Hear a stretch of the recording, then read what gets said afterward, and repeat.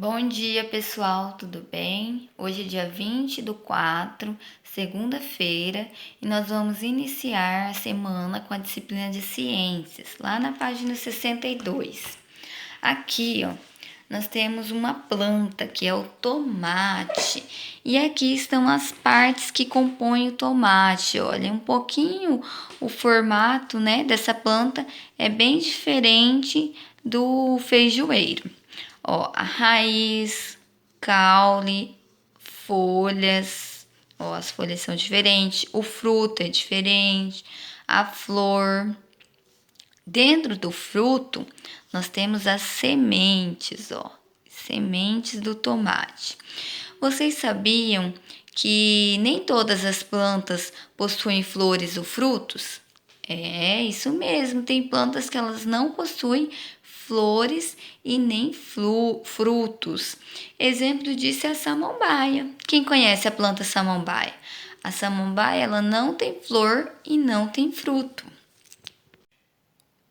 Pessoal, vocês sabiam que o tomate ele é classificado como um fruto? Isso mesmo, o tomate ele é classificado como um fruto devido às partes da sua planta, né? Ó, ele tem flor, fruto e dentro desse fruto tem sementes. Então, por isso que ele é classificado como um fruto. Até então, tem pessoas que fazem suco de tomate, né? Então, o tomate, ele é classificado como um fruto, mas as pessoas costumam comer ele, né, como em pratos salgados, né, como a salada. Mas o tomate, ele é um fruto, tá? É importante vocês saberem isso. Pessoal, a raiz. As plantas terrestres, o que são plantas terrestres? Plantas que são plantadas no solo, na terra. Então, a raiz é a parte responsável por fixar essa planta no solo. E além disso, ela através da raiz, ela absorve água e sais minerais para essa planta sobreviver. Olha, nós temos as plantas que têm as raízes mais grossas, que é o exemplo dessa árvore e da cenoura, ó. E nós temos as raízes mais finas, ó, que são o exemplo da grama e da cebolinha.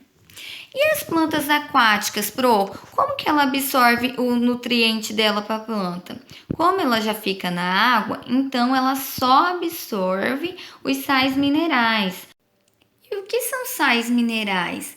Os sais minerais são substâncias necessárias para o bom funcionamento das plantas, né? De todos os seres vivos. Então, pessoal, vocês viram por que é importante nós regarmos o solo?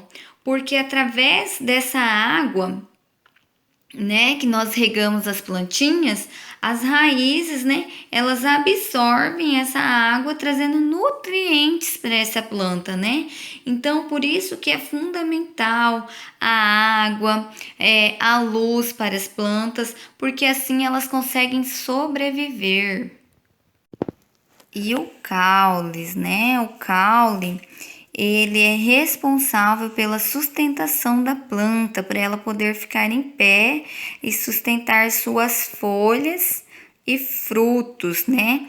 Nós temos vários exemplos de caule aqui nessas imagens, ó. Nós temos o caule do bambu, que ele é fino e cilíndrico, né? Nós temos o caule da salsa, que é fino, ó, e flexível, né? Nós temos o caule da árvore, que esse já é mais grosso e forte, né? E também nós temos o caule da roseira, ó, que é acompanhada de espinhos. Pessoal, vocês sabiam que as plantas, elas produzem o seu próprio alimento? E é nas folhas que isso acontece, ó. Aqui nós temos os exemplos de algumas folhas, né? Então, esse processo, ele é chamado de fotossíntese. Mas o que é fotossíntese?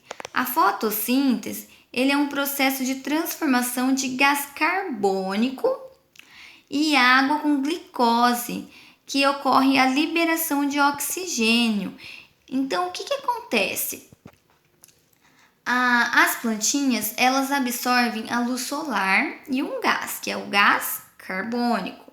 E aí eles se unem à água, resultando a glicose, que é o tipo de açúcar que a Pro falou. Então, nesse processo, a plantinha libera a substância de que ela não necessita. E qual que é essa substância? O oxigênio. O oxigênio é o quê? É um gás fundamental para nós seres vivos. Então depois a Pro vai deixar um link de um vídeo para vocês verem certinho como que esse processo ocorre, tá bom? Na página 67, nós temos flores, frutos e sementes. Então, nós estudamos que nem todas as plantas, elas apresentam flores, frutos e sementes, né? Algumas plantas, elas não têm esse processo. Então, aqui nós temos um exemplo do pé de mamão, ó. Esse aqui é a flor do pé de mamão, aqui está o fruto e aqui dentro está a semente, né? A semente do fruto. Então, pessoal, esse tipo, né, de planta, como outros que apresentam flores, frutos e sementes, eles são classificados como angiospermas. Isso vocês vão estudar lá nos anos finais, sobre a classificação de cada planta, tá bom? Pessoal, depois lá na página 68, nós temos um fenômeno muito conhecido, que é o fototropismo. O que é o fototropismo? É quando as plantas, elas são voltadas em direção à luz solar. E um exemplo disso é a planta do girassol. A planta, ela parece se movimentar em direção à luz solar. Então, isso que é o fototropismo. Isso acontece com todas as plantas, tá? Então, como que isso acontece? Isso acontece quando um lado do caule cresceu mais que o outro. Então, por isso que a planta, ela apresenta inclinação em direção ao sol. Então, pessoal, os girassóis, eles são as plantas mais conhecidas, né, por fazer esse movimento.